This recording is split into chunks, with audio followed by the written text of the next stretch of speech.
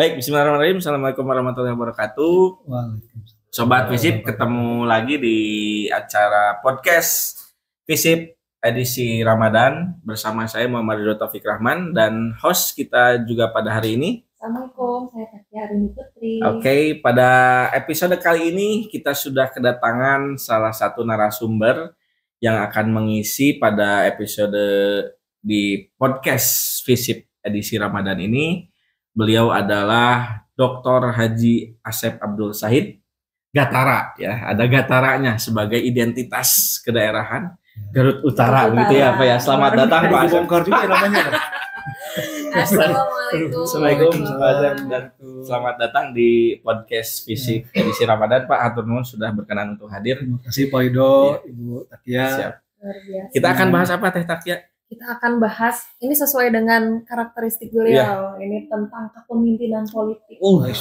Kepemimpinan politik Iya, ya. betul sekali.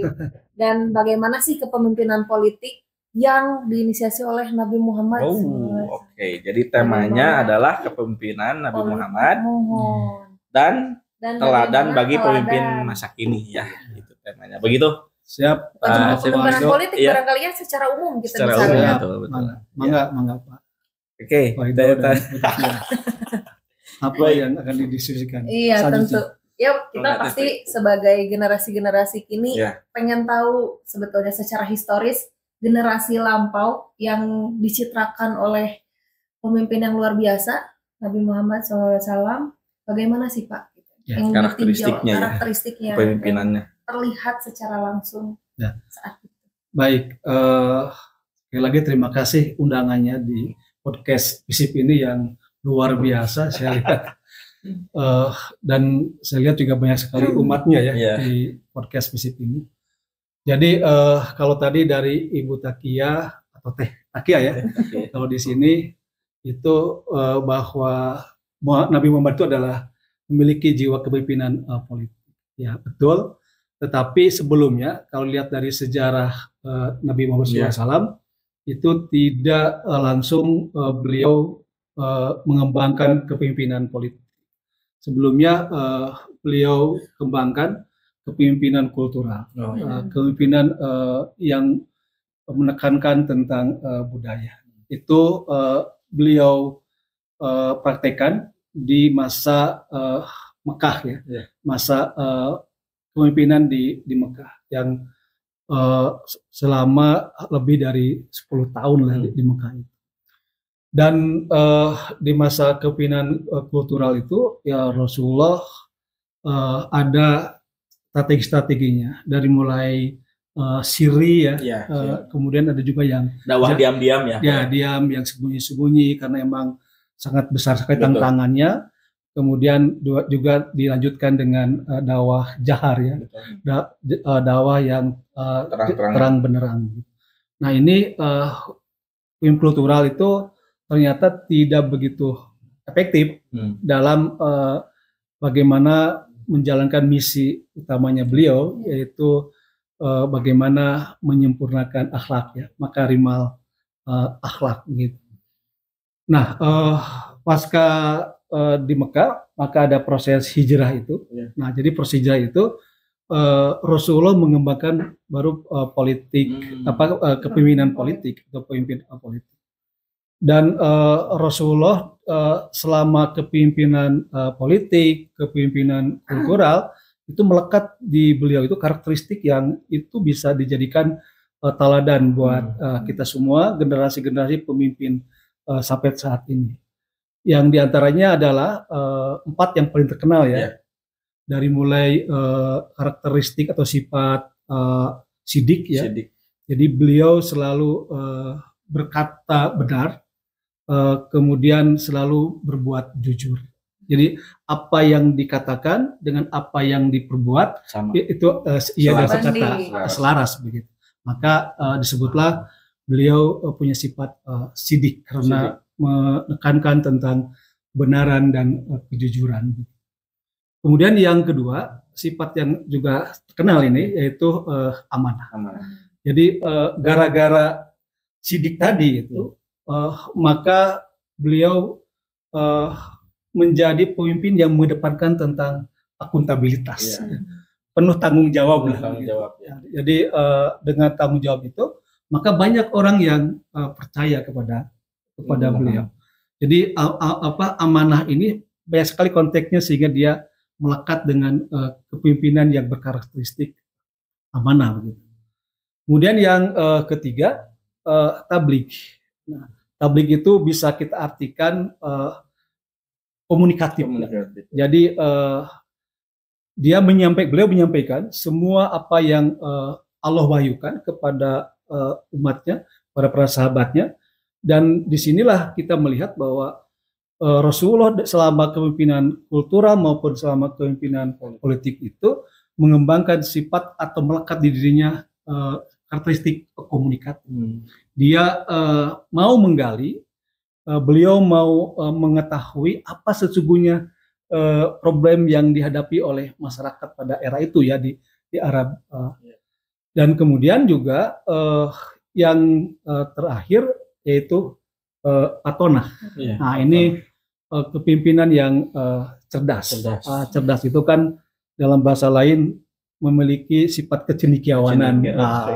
Cendekia. Jadi cendekia itu kan tidak putus-putus untuk selalu meningkatkan kemampuan nalarnya, kemampuan berpikirnya dan kapasitas sebetulnya, dan selalu peduli terhadap apa yang menjadi perhatiannya. Dia tidak hanya menggali kemudian mengetahui, tapi juga peduli terhadap masalah. Itu yang Rasulullah kembangkan, kemudian otomatis juga melekat dalam kepemimpinannya baik di Mekah maupun di Madinah.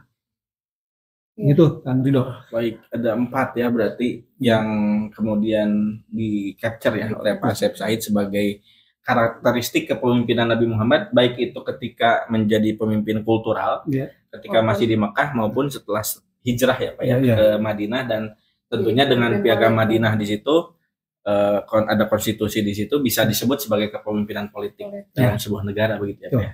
Sidik, amanah, tabligh, patonah. Nah tentu itu jadi harapannya bisa jadi cerminan ya kan, cerminan pada isu-isu atau pemimpin era saat ini gitu. Nah prinsip-prinsip apa yang kiranya menurut Bapak nih dari kepemimpinan kultural maupun kepemimpinan politik ini yang bisa ditarik lah kurang lebih relevansinya untuk pemimpin kita atau bahkan menjadi cerminan untuk masyarakat dalam hal melihat realitas sosial yang ada? Ini kan tergantung pada tantangannya, tantangan yang dihadapi oleh kepemimpinan apapun, termasuk kepemimpinan di era era Nabi Muhammad SAW pada waktu itu. Kan yang dihadapi itu adalah era abad jahiliyah, era kegelapan atau era di situ banyak sekali masyarakat yang bodoh, miskin dan tertinggal. Ya maka datangnya Rasulullah ke Arab itu karena emang di situ perangannya besar sekali tentang adanya jahiliyah. Pasca itu kan muncullah Islam dengan Rasul sebagai utusan Allah, maka mulailah tercerahkan masyarakat Arab itu, terutama setelah proses hijrah yang menjadikan Rasulullah itu yang awalnya sebagai Rasul saja, tetapi berubah menjadi seorang politisi begitu. Jadi Rasulullah itu kita bisa anggap sebagai politisi. Politis dalam pengertian bukan pengejar jabatan atau kuasa jabatan, tetapi bagaimana Rasulullah bisa memiliki keberpihakan kepada kebaikan bersama atau kepada segala pihak. Maka Nabi Muhammad ini kan selain sebagai nabi segala umat tapi juga segala zaman. Masuk ke era sekarang. Jadi walaupun beliau sudah meninggal gitu tapi sekarang juga bisa menjadi suri teladan dan sudah bisa jadi relevan. Misalnya rakyat saat ini kan membutuhkan pemimpin yang jujur gitu kemudian pemimpin yang amanah. Karena saat ini misalnya banyak sekali pemimpin yang lupa terhadap janjinya, janji politik ketika di kontestasi sebelumnya itu terlupakan, maka dia disebut sebagai pemimpin yang tidak amanah, baik pemimpin yang di eksekutif maupun yang legislatif. Maka saat ini kan didambakan oleh rakyat itu adalah pemimpin yang memiliki tanggung jawab atau memiliki amanah. Sehingga kalau sudah amanah kan apa yang rambu-rambu yang dilarang dalam bernegara, dalam berbangsa itu bisa terhindar. Jadi tidak ada lagi cerita pemimpin korupsi gitu ya. Sekarang korupsi yang terbaru kan klasemen. Oh iya, klasemen ada di Pertamina. Yang oplosan itu merusak tidak hanya elit tapi juga yang paling parah kan di tingkat bawah. Nah, ini kalau sudah menguatkan tentang prinsip amanah ya atau sifat amanah yang ada di Nabi itu ya seharusnya tidak ada lagi kepemimpinan yang mengkhianati janji politiknya, tidak lagi mengkhianati idealitas politik gitu. Ya. Menarik ya. Gitu. Artinya sebetulnya seharusnya ya Pak, seharusnya ketika Indonesia hari ini mayoritas umat Muslim ya penduduknya. Kemudian kalau misalkan kita mau mengurai ke belakang, pemimpin-pemimpin kita juga kan di level presiden begitu ya. Itu kan semuanya, hampir semuanya beragama Islam. Harusnya kalau misalkan semua pemimpin-pemimpin tersebut menelisik dan mendalami kepemimpinan profetiknya Nabi Muhammad Rasulullah SAW, seharusnya kita bisa menjadi bangsa yang lebih baik dari hari ini gitu. Ya. Ketika Nabi Muhammad tampil sebagai pemimpin politik, ya dia melekat dengan dirinya adalah kepemimpinan profetik. Ya, karena kan yang diacu itu bukan hanya aturan-aturan kenegaraan dan kebangsaan, tapi juga aturan-aturan keilahian atau kewahyuan. Nah, jadi yang dikembangkan adalah politik kewahyuan yang berkebudayaan. Saya sebut seperti itu. Jadi kewahyuan yang berkebudayaan itu seorang pemimpin tidak melupakan tentang bahwa dia sebagai hamba Tuhan yang diciptakan oleh Allah untuk beribadah. Wa ma khalaqtul jinna wa insa illa liya'budun. Jadi dimanapun seorang pemimpin atau semuanya itu adalah tugasnya beribadah sebagai hamba. Kalau itu yang diingat berarti ya itu mengembangkan tentang politik kenabian atau politik profetik begitu. Nah, ini yang mulai agak hampa gitu ya. Hampa tentang keprofetikan ya, hampa tentang spiritualitas. Ya, dibayangkan oleh saya misalnya kita semua, kalau pemimpin itu mengimplementasikan kemudian menguatkan apa yang ada di karakter Nabi Muhammad SAW dalam pimpinan hari ini, ya seharusnya sejatinya tidak ada lagi peristiwa-peristiwa yang mengecewakan publik, ya. Peristiwa-peristiwa yang mengecewakan yang dianggap mengkhianati. Ya begitu. Dan itu tentu menjadi PR kita semua untuk saling mengingatkan. Karena kan kadang manusia itu kan tepatnya salah dan lupa ya. Tempat pohon jeung kesalahan ya. Makhlul khoto wa nisyan begitu. Nah, maka tugas kita ya itu watawa bisabil haq watawa bisabil ya saling menasihati, saling mengingatkan. Kita sebagai akademisi ya mengingatkan para politisi yang harus menjadi politisi seperti Nabi Muhammad. Karena yang menjalankan kepemimpinan profetik tadi ya Pak. Betul. Jadi profetik atau politik kenabian atau politik yang kewahyuan dan yang berkebudayaan. Jadi memang refleksinya banyak ya. Yang harusnya bisa ditarik dari historical Nabi Muhammad sampai ke hari ini. Termasuk diskusi soal politik identitas juga pada akhirnya sebetulnya selesai kalau misalkan politik identitas yang ditawarkan adalah identitas keprofetikan tadi ya Pak. Bukan kemudian hanya mengkomodifikasi Islam sebagai alat transaksi dalam politik begitu loh. Tapi yang ditawarkan adalah nilai-nilai kepemimpinan Nabi barusan. Saya kira itu juga selesai sebetulnya diskusi soal politik identitas kalau yang ditawarkan adalah nilai-nilai barusan gitu. Apalagi di tengah masyarakat yang multikultur ini kita juga belajar ya kan tadi dari masalah Piagam Madinah banyak sekali kan Pak dari golongan-golongan saat itu dan multikultural sekali kan. Iya, bisa dikumpulkan dalam pemerintahannya Rasulullah ini menjadi negara yang betul-betul berjalan beriringan. Nah, permasalahannya hari ini kan masih banyak masalah multikultur dan lain sebagainya. Bahkan yang satu Islam saja tapi berbeda mazhab, bisa banyak yang berkonflik. Tapi satu hal Pak, saya menarik ketika Pak Asep Sahid mendikotomi kepemimpinan Nabi Muhammad di Mekah itu kepemimpinan kultural. Kemudian di Madinah baru kemudian bertransformasi menjadi kepemimpinan politik.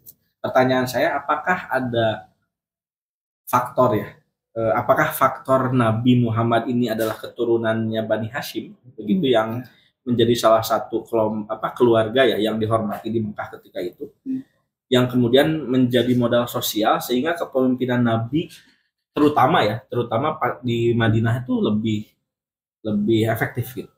Ya. Jadi Rasulullah melihat bahwa efektivitas dakwah itu ternyata tidak cukup dengan kultural, tapi juga harus struktural. Nah, jadi dari atas atau dari bawah. Karakteristik Arab pada waktu itu lebih efektifnya ternyata melalui pendekatan struktural. Artinya ya pakai kepemimpinan politik. Maka yang beliau lakukan misalnya perubahan nama daerah yang awalnya Yastrib menjadi Madinah. Itu kan tindakan-tindakan perbuatan politik. Kemudian bagaimana melakukan atau merumuskan dan menetapkan Piagam Madinah sebagai salah satu negara kota termaju dengan adanya konstitusi Piagam Madinah. Dan itu betul kata Tetakia bahwa di situ ada nilai-nilai pluralisme gitu. Jadi Rasulullah mempraktekkan politik partisipatif akomodatif yang kemudian semua kita tahu bahwa di Madinah itu banyak sekali suku-suku yang saling bertentangan dan saling berkonflik. Nah, itu kan butuh pendekatan politik. Ini menarik ya Kang. Berarti ketokohan saat itu jadi satu pengaruh gitu ya. Apalagi lalu bagaimana dengan yang hari ini? Apakah kita harus melihat pemimpin politik atau mereka harus muncul dari seseorang yang punya ketokohan tinggi, populisme misalnya?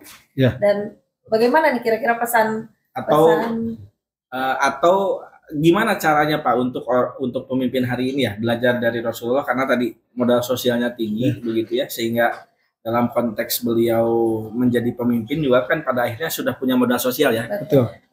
Tadi sifat sidik dan amanah itu kan bukan hanya diakui oleh internal umat Muslim, tapi gelar Al-Amin itu kan muncul dari komunitas Mekah waktu itu gitu Pak. Nah, untuk kepemimpinan hari ini kira-kira cara pemimpin kita hari ini membangun modal sosial itu Rasulullah menciptakan atau mengembangkan modal sosial tidak hanya ketika jadi nabi atau tidak ketika menjadi pemimpin. Jadi sebelum pemimpin pun sudah terbiasa dengan sifat-sifat yang tadi. Misalnya ketika dia berniaga atau berbisnis, itu menunjukkan tentang kejujuran dalam berbisnis. Karena beliau kan juga pernah berbisnis dengan pamannya dengan pamannya juga ketika menikah dengan istrinya, dia mengatakan mana barang yang baik, mana yang tidak baik sejujurnya, mana yang layak dipakai, mana yang tidak layak dipakai. Kan kalau sekarang banyak sekali tipu-tipu dalam ekonomi, dalam berniaga gitu. Nah, Rasulullah menciptakan sejak awal itu. Nah, makanya sebelum beliau datang ke Ka'bah atau ke Masjidil Haram untuk bagaimana mendamaikan para kabilah-kabilah yang bersaing untuk bagaimana menempatkan ulang Hajarul Aswad, Rasulullah sudah terkenal dengan orang jujur. Maka ketika dia datang ke Masjidil Haram, itu sudah disiapkan gelar oleh para suku kabilah di situ dengan gelar tadi Al-Amin begitu. Dan itu tentu tidak ujug-ujug sekali lagi munculnya kepemimpinan yang seperti itu. Jadi proses yang panjang. Rasul juga demikian. Dia melalui proses yang panjang dengan misalnya menerapkan tentang ibda binafsi. Jadi kalau ingin merubah umatnya, maka rubah dulu dirinya.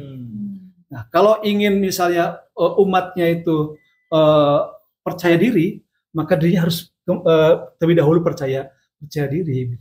Nah, kalau umatnya ingin jujur-jujur, dimulai dari diri sendiri. Kalau umatnya ingin sederhana-sederhana, dimulailah dari diri sendiri untuk sederhana. Dan bahkan tentang kesederhanaan ini itu diakui oleh Mahatma Gandhi ya, sebagai salah satu pejuang kemerdekaan India. Gitu. Jadi Mahatma Gandhi yang bukan Muslim itu sangat berminat untuk mempelajari Nabi Muhammad. Dan ternyata Nabi Muhammad dengan begitu banyak pengikutnya itu bukan karena pedangnya, bukan karena perangnya, tapi yang dia amati adalah tentang kesederhanaannya. Jadi kalau dia berdakwah, dia mengajak umat, mengajak para sahabat, itu dimulai dari dirinya. Kalau mengajak, yuk kita bersahaja, yuk kita hidup sederhana, dimulai dulu dari dirinya. Maka umat yang diajaknya itu mau. Dan tidak ada penolakan atau penentangan karena dimulai dari diri. Jadi uswah ya Pak ya? Ya, jadi namanya uswatun hasanah. Jadi suri tauladan buat yang lain.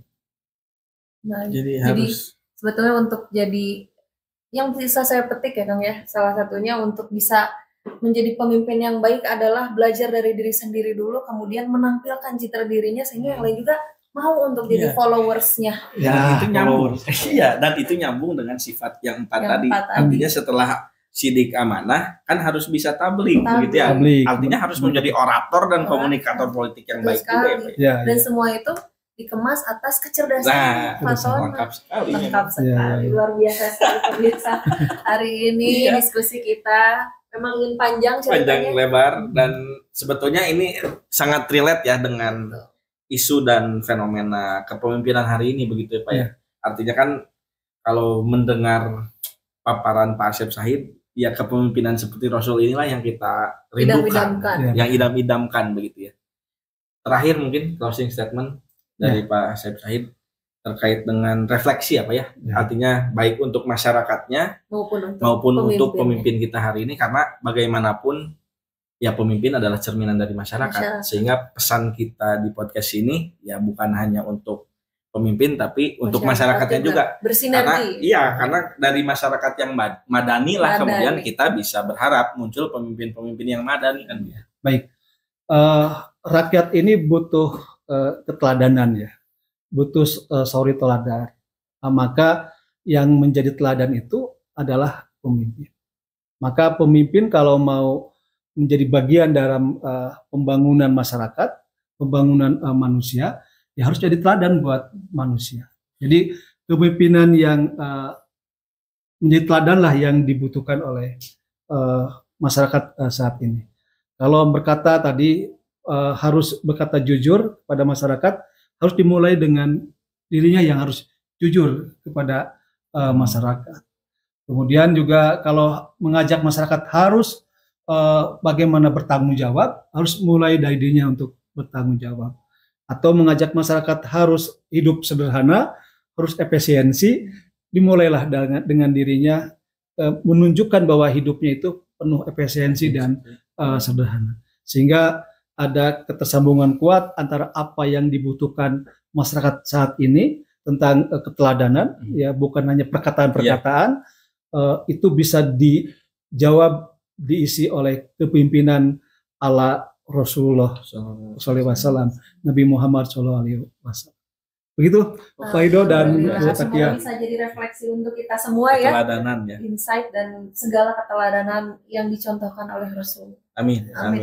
Dan tentunya mudah-mudahan podcast hari ini memberikan sebuah pencerahan ya. Bagaimana kemudian ke depan pemimpin-pemimpin kita baik dan juga masyarakatnya begitu ya bisa mengambil ibroh dari keteladanan Rasulullah SAW.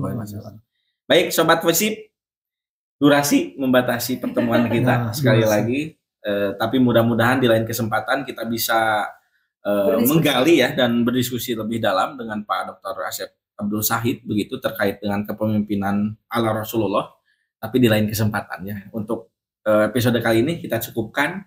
Pantengin terus, tapi ada episode-episode lain di podcast Visip seri Ramadan ini. Dan sampai jumpa di episode selanjutnya. Terima kasih. Jangan lupa like, comment dan subscribe. Ya. Di channel Visip UIN Sunan Gunung Jati official. Terima kasih Pak Asep Said. Terima kasih sobat Visip sekalian. Assalamualaikum warahmatullahi wabarakatuh. Visip alus pisan. Alus pisan. Atau nuhun Pak Asep. Ya, Pak.